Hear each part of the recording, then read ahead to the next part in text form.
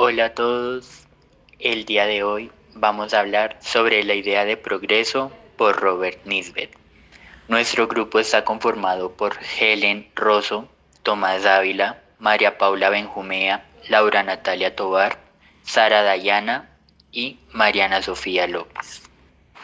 Ahora, digamos que hay una confusión en torno a los significados del progreso.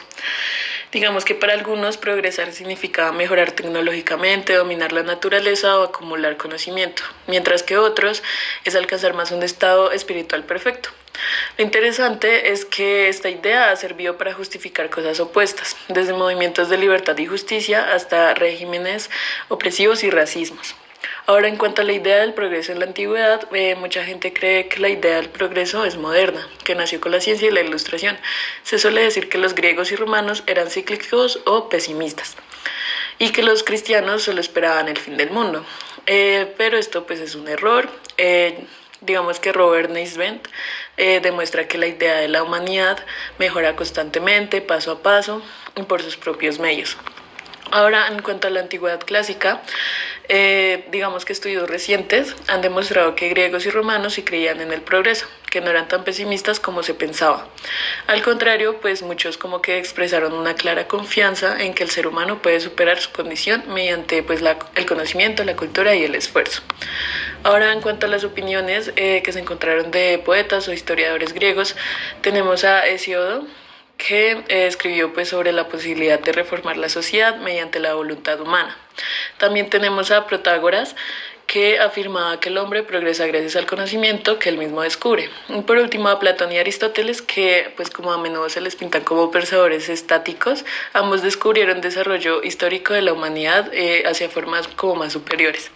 Y en cuanto a las opiniones de filósofos romanos, tenemos a Lucrecio, que escribió que la humanidad evolucionó desde el estado salvaje hasta crear la cultura, leyes y tecnología, y Seneca, que aunque a veces piensa que la humanidad va a decadencia, también afirma que el ingenio humano puede ser capaz de descubrir todo lo necesario para pues mejorar la vida. Procedimiento y anotación científica. El cristianismo y la idea del progreso. Esta aportó una visión clara del progreso humano, que se remonta en los padres de la Iglesia, Eusebio, Tertuliana y Agustín. La teología cristiana elaboró una verdadera filosofía del progreso, transmitida hasta el siglo XVII.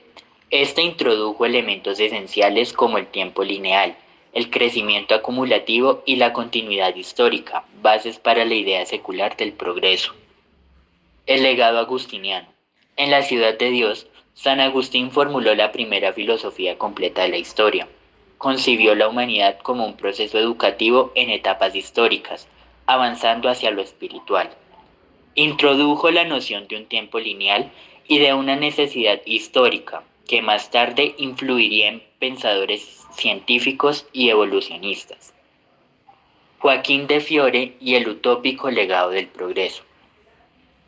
Era un teólogo del siglo XII, que dividió la historia en tres eras: la era del Padre, ley; la era del Hijo, evangelio; y la era del Espíritu Santo, milenio de libertad, contemplación y felicidad espiritual.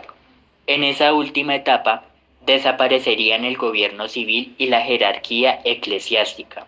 Su pensamiento alimentó expectativas religiosas como la visión secular del progreso. La batalla de los libros en el siglo XVII, conocida como la querella entre antiguos y modernos en Francia. Los antiguos defendían la superioridad insuperable de los clásicos, como Homero, Platón y Séneca. Los modernos, Fortenelle y Perrault, sostenían que la modernidad superaba a la antigüedad gracias al avance del conocimiento. Argumentos en favor y contra del progreso. En contra, los antiguos decían que la modernidad no podía igualar la perfección intelectual y artística de los clásicos, mientras que los modernos daban argumentos a favor basados en Descartes, que afirmaban que las facultades humanas no se habían degradado y que cada generación podía acumular y perfeccionar conocimientos. Turgot, que hacia 1750 habló del progreso de manera sistemática. Para él abarcaba la ciencia, el arte, las instituciones, la economía y la moral. Él retomó la tradición cristiana de la historia como un proceso en etapas, pero la transformó en una visión secular y racional. Durante el siglo XVIII, el progreso se vio como una filosofía universal de la historia.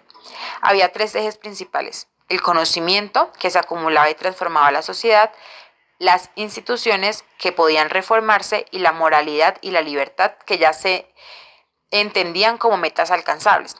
En Inglaterra y Escocia, Adam Smith hablaba de un orden natural en la economía, guiado por la mano invisible. Godwin era más utópico. Él pensaba que la humanidad sí podía liberarse de la ignorancia y hasta de la enfermedad. Malthus sí fue más crítico. Él se advirtió sobre la superpoblación, aunque reconocía que con control podía haber progreso. Ferguson, por su parte, explicó cómo las sociedades pasaban por etapas, aportando bases para la sociología. En Francia, Rousseau estudió el origen de la desigualdad. Para él, el progreso solo era válido si se basaba en la voluntad general y en la igualdad social. Y Condorcet, en plena Revolución Francesa, escribió el esbozo del progreso del espíritu humano, que dividió la historia en 9 etapas y anunció una 10ª futura, que se caracterizaba por libertad, igualdad y justicia universal. En conclusión, en el siglo XVIII el progreso se consolidó como destino histórico, con Turgot como puente entre religión y razón, con visiones económicas y sociales en Inglaterra y Escocia, con la crítica de Rousseau y con el optimismo radical de Condorcet. Estados Unidos fue el país donde más se manifestó la fe en el progreso durante los siglos XVIII y XIX. Los padres fundadores, influenciados por la Ilustración, veían a su nación como un modelo de perfeccionamiento humano. Entre las figuras claves estaba Thomas Jefferson, que en 1824 escribió maravillado por lo que había visto en su vida: «Nadie puede decir dónde se detendrá este progreso, la barbarie ha retrocedido y confió en que desaparecerá de la tierra». John Adams hablaba del curso regular del progresivo perfeccionamiento y confiaba en que las instituciones democráticas durarían miles de años. Benjamin Franklin, en 1780, escribió que era imposible imaginar hasta dónde llegará el poder del hombre sobre la materia. Pero no todos compartieron este entusiasmo. En Europa surgieron pensadores que cuestionaron la idea de progreso como ascenso ilimitado. Entre las figuras escépticas encontramos a Jacob Burckhardt, historiador suizo, que veía en la modernización una pérdida de valores culturales auténticos; Friedrich Nietzsche, que rechazó la idea de un progreso moral, proponiendo en cambio el eterno retorno; Arthur Schopenhauer, filósofo pesimista que afirmaba que el sufrimiento era inevitable y que el progreso solo era ilusión; Alexis de Tocqueville observaba los riesgos de la democracia y advirtió sobre la tiranía de la mayoría. Entre las características del escepticismo encontramos el pesimismo cultural, que temor a la decadencia de los valores y tradiciones; crítica al materialismo, rechazo a la idea de que el progreso técnico equivalía a felicidad; y defensa de lo tradicional, que es valoración de estilos de vida más antiguos frente a la modernidad. A pesar de estas críticas, Nisbet aclara que la mayoría de las personas en el siglo XIX seguían creyendo firmemente en el progreso humano. Nisbet subraya que el progreso no siempre estuvo ligado a la libertad y democracia. Por el contrario, también fue usado para justificar poder, nacionalismo y racismo. En cuanto al poder político, algunos pensadores consideraron que el progreso solo podía lograrse a través de la fuerza del Estado. Por ejemplo, Johann Fichte, en sus discursos a la nación alemana, defendía que el Estado debía guiar el perfeccionamiento humano. De manera similar, George Hegel afirmaba que la marcha de Dios en el mundo es el Estado, viendo el Estado prusiano como la culminación del progreso. Incluso Karl Marx planteó la dictadura del proletariado como una etapa de transición necesaria para alcanzar un futuro socialista. En lo referente al nacionalismo, el progreso fue vinculado como una misión civilizadora. Así, muchas naciones se asumían portadoras de libertad y justicia, legitimando la expansión territorial y el imperialismo bajo la idea de destino manifiesto. El siglo XX fue decisivo porque puso en entredicho la idea de progreso, aunque Nisbet aclara que no desapareció del todo. En cuanto a la crisis del progreso, se dieron varios factores. En primer lugar, las guerras mundiales mostraron que la ciencia y la técnica podían servir tanto para crear como para destruir, dejando tras de sí millones de muertos. En segundo lugar, la Gran Depresión generó un colapso económico que hizo tambalear la confianza en el capitalismo. Además, el surgimiento de los totalitarismos, que es el nazismo y comunismo, usó el progreso como excusa para genocidios. Finalmente, la crisis ecológica y social cuestionó el modelo de crecimiento ilimitado.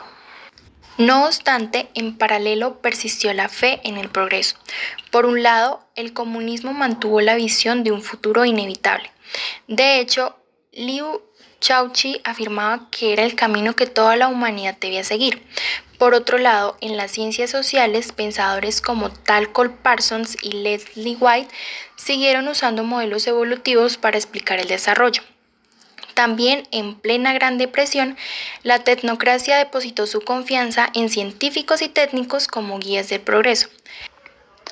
Ahora, en el escepticismo actual en torno a la idea del progreso, Nisbet nos habla que esto se ha debilitado considerablemente en lo que es finales del siglo XIX y la mitad del siglo XX, y varios pensadores lo han intensificado.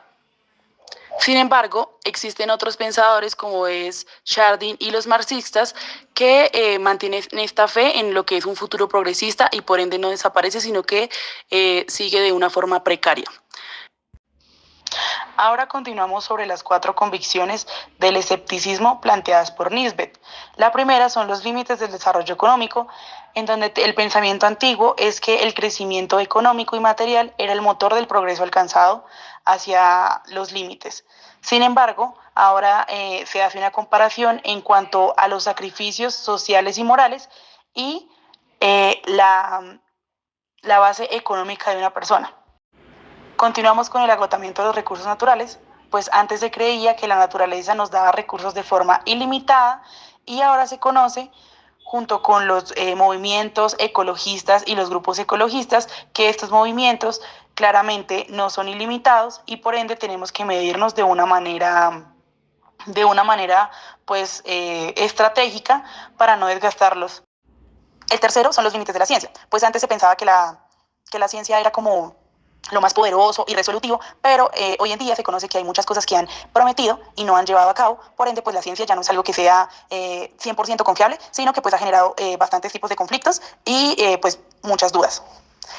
Y por último tenemos lo que es el hastío y el ocio en la sociedad occidental, pues antes se creía que entre más progreso tecnológico existiera, iba a ser mayor el aumento del ocio. Pero lo que esto en realidad ha fomentado es que la gente tenga más tiempo libre y por ende se llenen de las cosas basura, entre comillas, que nos deja la tecnología y fomenten mayor estilos de vida no saludables en ellos. Por ende, el dilema del futuro respecto al progreso que nos plantea Nisbet es que este pues va a desaparecer por las mismas fuerzas que ya fueron mencionadas. Y una vez que pensemos en la supervivencia de este, va a ser de la misma forma que como se originó.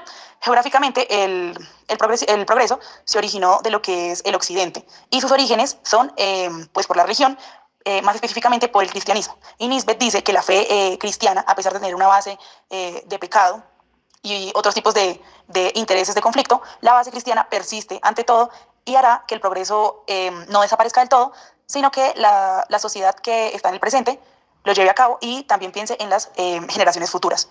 Nisbet